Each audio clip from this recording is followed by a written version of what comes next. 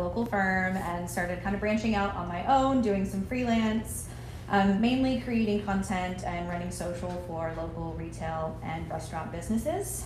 And then that spring, in a flu and Mucinex induced days, I actually stayed up all night, created a website, and then Hartley Social was officially launched.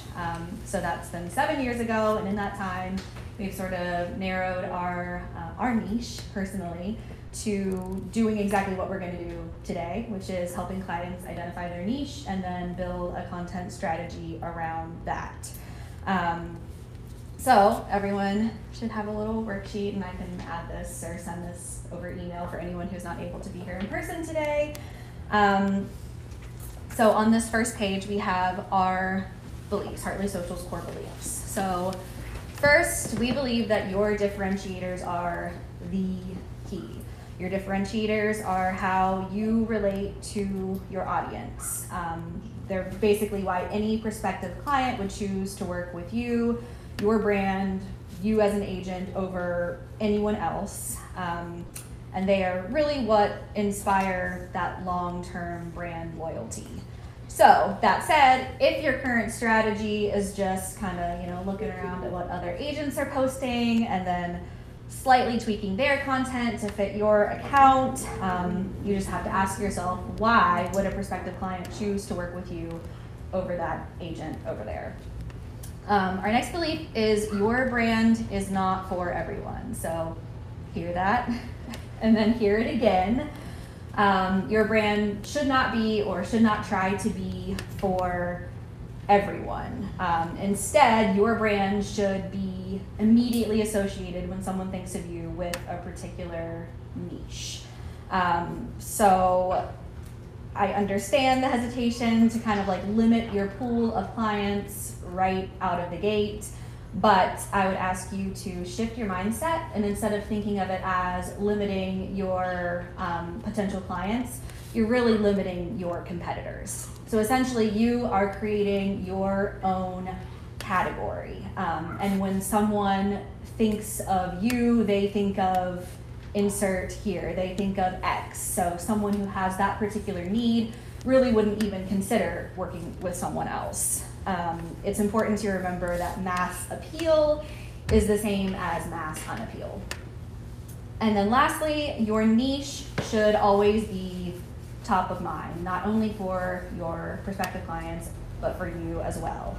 So once you have identified that niche, hold on to it for dear life, and build it into literally everything that you do, and cut out all of the unnecessary junk. So if what you are doing, saying, posting isn't backing up or strengthening that niche, then drop it. If your niche is your connection to your audience, so if you are posting something just because George down the street is posting it, that's definitely not going to strengthen that connection. So just make it impactful, make it meaningful, and make it original. Okay, so next we will move on to the hot takes. And that's where we will get into identifying your niche. So almost every single client relationship for Hartley Social begins with this one question, which is, what is your hot take? So basically your hot take is anything that you firmly believe that maybe other people will have a strong reaction to. In my opinion, it's just the easiest way to kind of zero in and identify your niche and your expertise and ideal client. So what is your one truly unique, like distilled to the essence, possibly controversial opinion that serves as the foundation for what you and you alone provide to clients? So some examples would be short-term rentals are the fastest way for millennials to build wealth, or McMansions are the downfall of America. Selling your house should feel like a party, or everyone should have access to a comfortable, affordable home. So those hot takes will guide the niche, expertise, and ideal client. So we can dive into a couple of those a little bit deeper.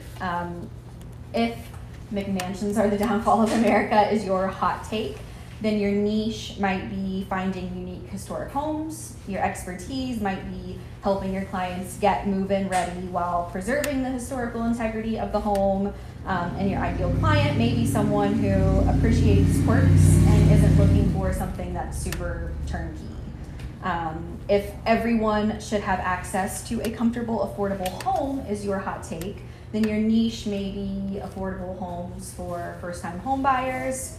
Your expertise may be a laser focus on any listing under $200,000 in your market.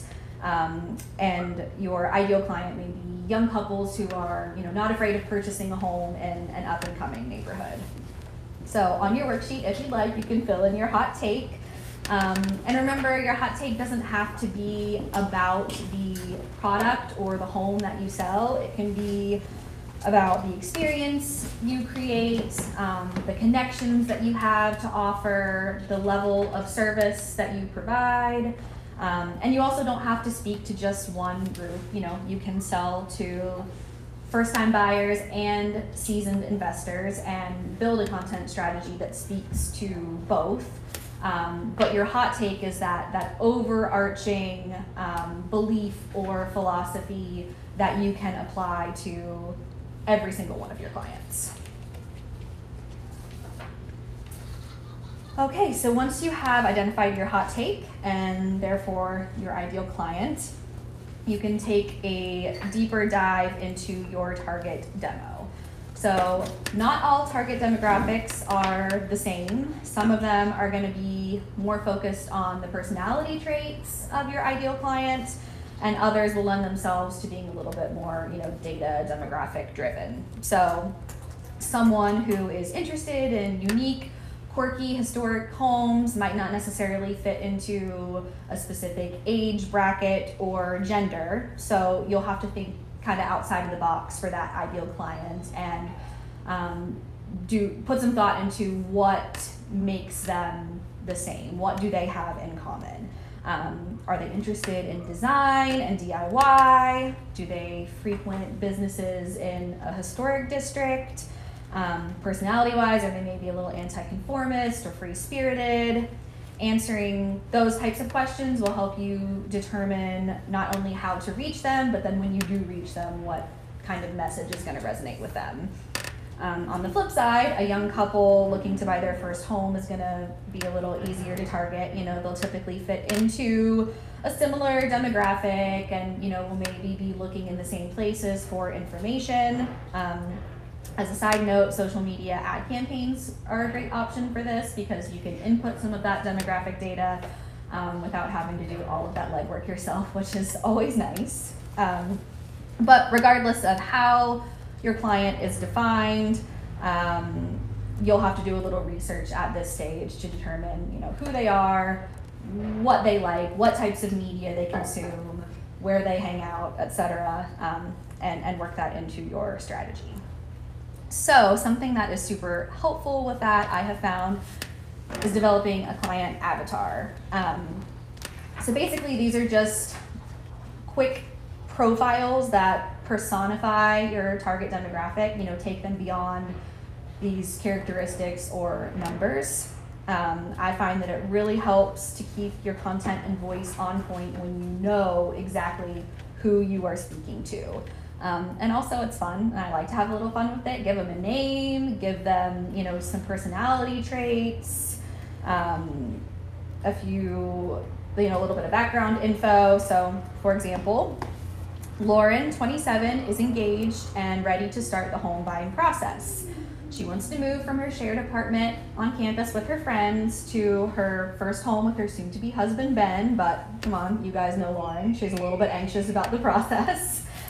She loves to watch HGTV with her friend Colette. She loves to garden, and she hopes to, in the near future, build her family with her husband, Ben.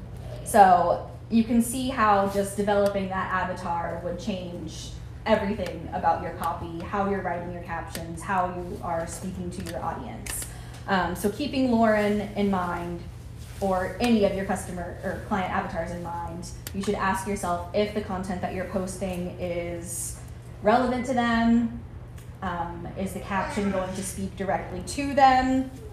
So if you develop your content strategy based on the niche and the process that we're outlining today, then luckily you won't be starting from scratch every time you go to post, but definitely still a worthwhile question to ask, at least from time to time. All right, so once that has been established and we are moving on to developing the actual content strategy, what I like to do is develop content pillars and series. So content pillars are based on your core values and beliefs. And then the series are the specific types of content or the recurring themes that fit within those values. So let's say you have built your business around just a really deep love of community. On a personal level, you're active and engaged in the community, and you always go the extra mile to support local businesses. So it would make sense that one of your pillars would be community.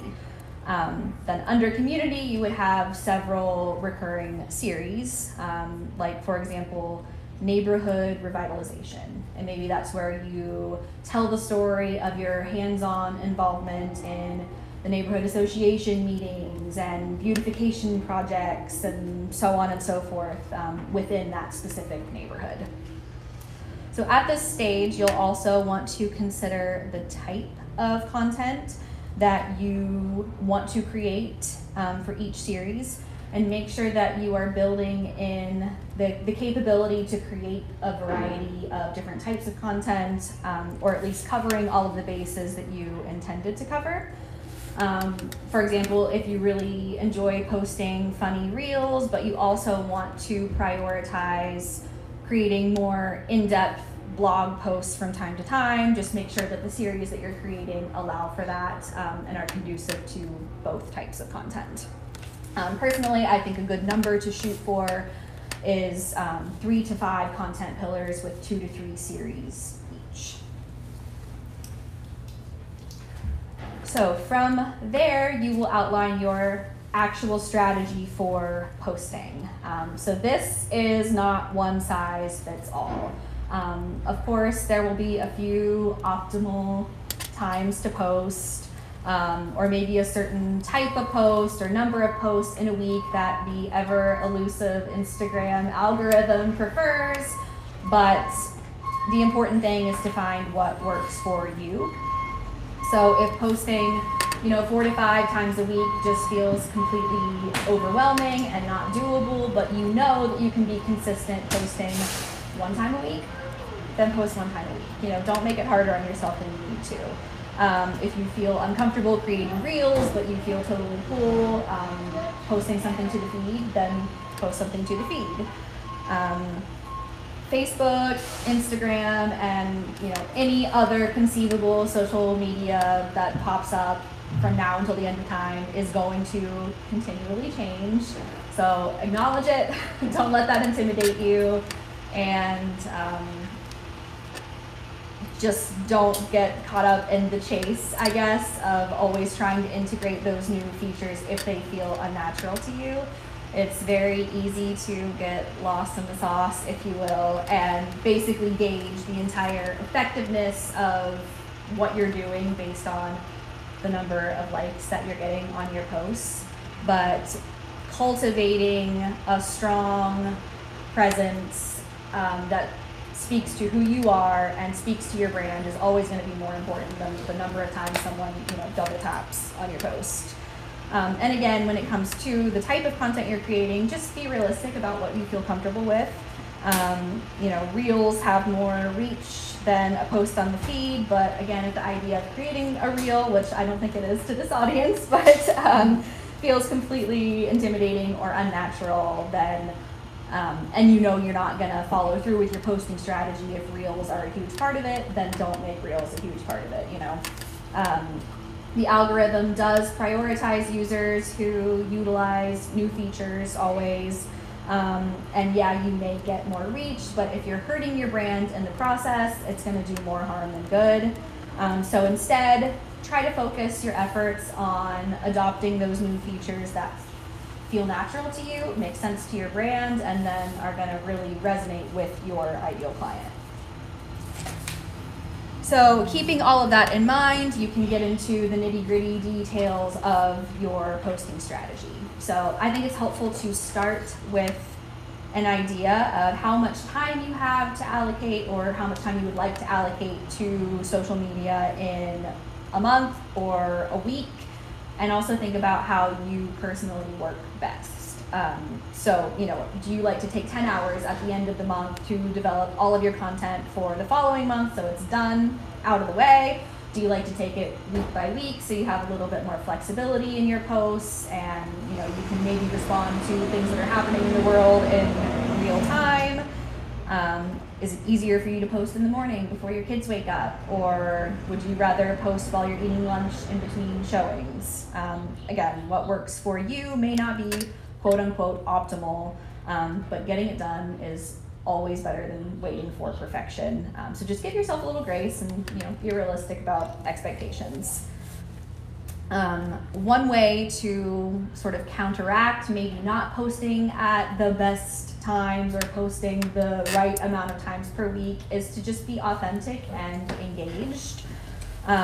This doesn't have to be a massive time commitment, but if you allocate 10 to 15 minutes a day to interacting, you're definitely gonna see the fruits of that. So these can be accounts that you already follow, or you can search relevant hashtags or location tags and interact with those posts.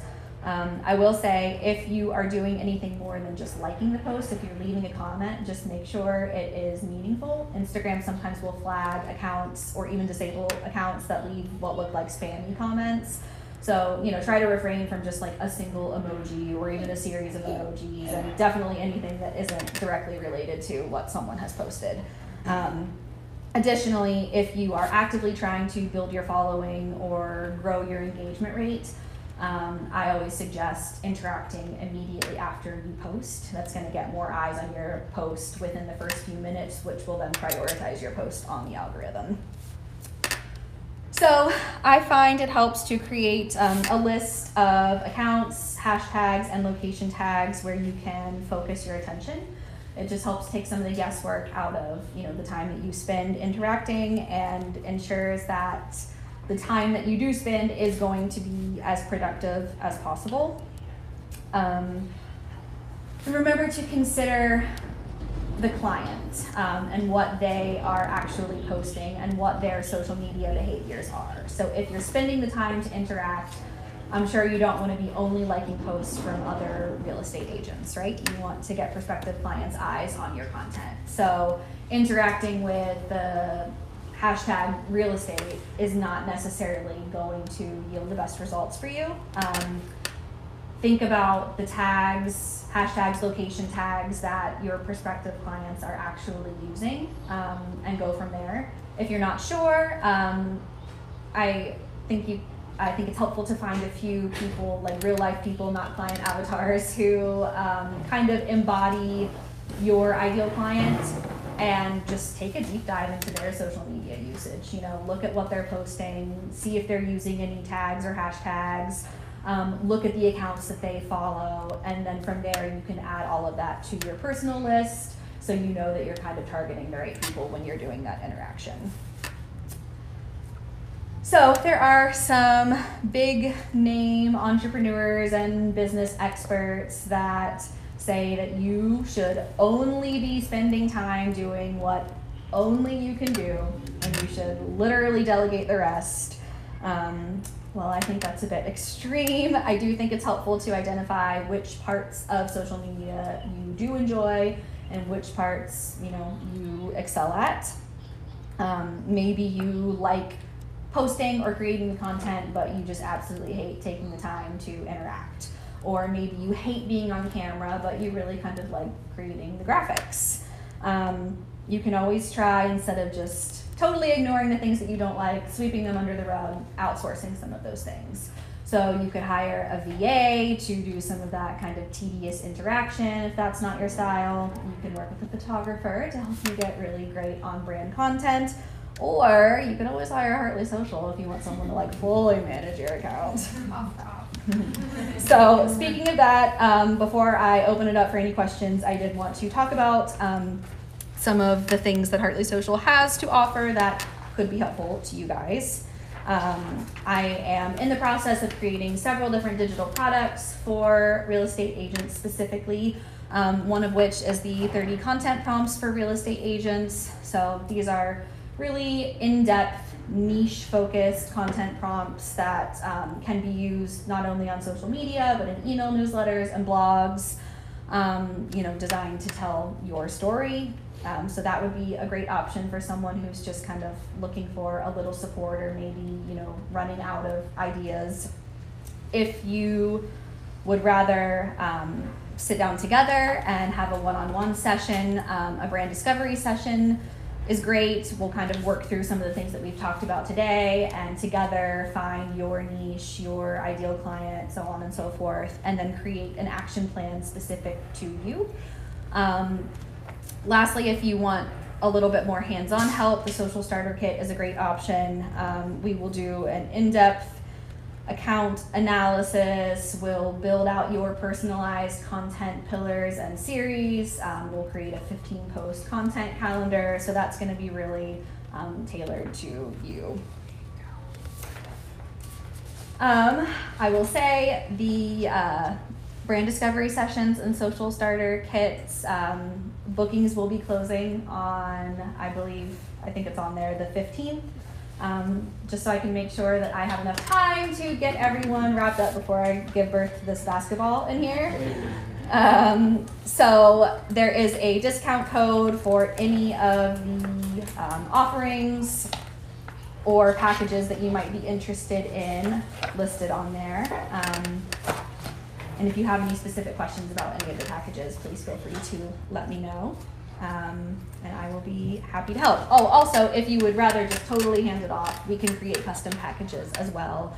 So we'll sit down and have a consult together and figure out exactly what you need. That can sound a little bit intimidating, but really depending on the level of support you need, it's pretty reasonable, and we tailor the package exactly to what you need. It's not going to include things that you don't.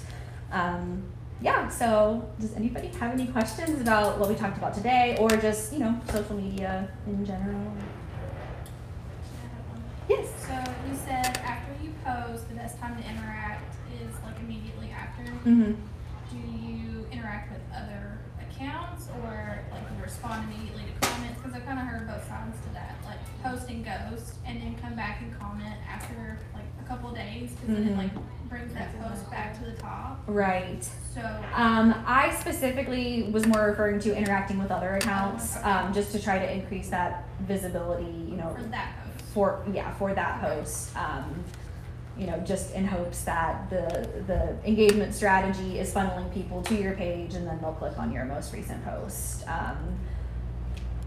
I have mixed feelings about the ghost and post too. I think that responding to things as much as you can in real time is always best. And there are certain things that actually keep track of that, like your Facebook message rate, badges that can be turned on if you're responding in a timely manner. So I would suggest maybe taking the thought behind that and applying it in a different way, like maybe going on afterward and commenting again with some sort of additional resource or something, so it is kind of boosting the post without having neglected people for a day or two. Well, so for what I've noticed is, like, if you want a conversation started in the comments, it's better to like get on it right then. Right. Because, if you're responding 2 days later, they're kind of over it. Yeah, they've moved on. Yeah. So, they forget about it. They don't even like the comment after the fact. So. Right. Yeah. No, I definitely agree with that. Also, sometimes it'll prompt you if no one has commented yet. It'll say, "Be the first to comment." And I feel like a lot of people don't want to be the first to comment. Right. Oh, definitely. Yeah. So if you go ahead and have that post or that comment under there, you're more likely to, I'm not the first one, I'll go ahead. That's good. Definitely, yeah. That's the thought behind comment pods and things like that, which Instagram, at the end of the day, social media apps are more and more pay to play. Yeah. They want you to pay Yeah. in order for your post to be seen. So they're going to de-incentivize anything that you can do organically, Yeah. which is why I tell people to just focus on being authentic and organic interaction. You're never going to be able to beat the algorithm. You're just not. So you might as well just focus on, no, damn it, focus on, building your brand and doing what feels true to you, and that will do you more service than trying to constantly work around what they're trying to make you work around. So piggybacking off of her question about ghosting, Yes.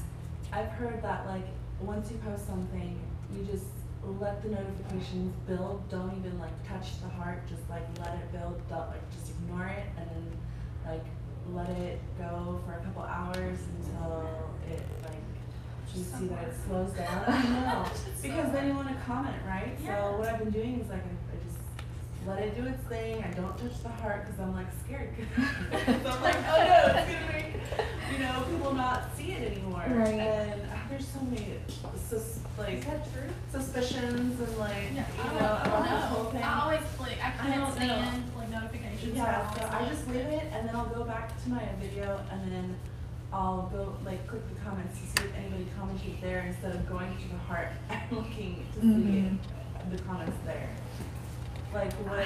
I mean, there are a whole lot of myths out there about so like many, yes. how intelligent and insidious the algorithm is.